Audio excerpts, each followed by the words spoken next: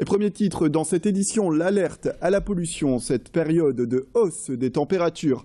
Depuis hier, le niveau d'information et de recommandation est atteint dans la métropole lilloise et dans la région, selon les analyses de l'agence Atmo qui s'occupe de prendre la température concernant donc la pollution. Le seuil d'alerte fixé à 80 microgrammes de particules par mètre cube d'air a été plusieurs fois dépassé ces dernières heures.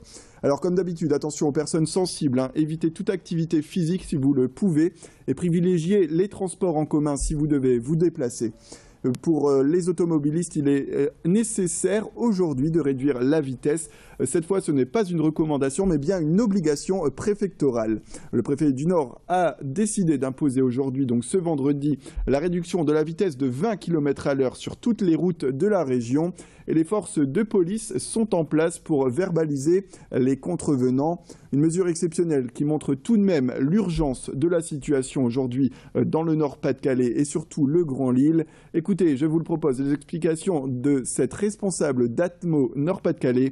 Elle était hier au micro de notre journaliste Pauline Lermite.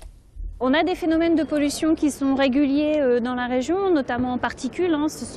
La région est particulièrement concernée par les particules en raison de ses caractéristiques de densité, de transport. On a des axes routiers qui traversent toute la région qui sont très fréquentés et puis des productions économiques, agricoles ou industrielles.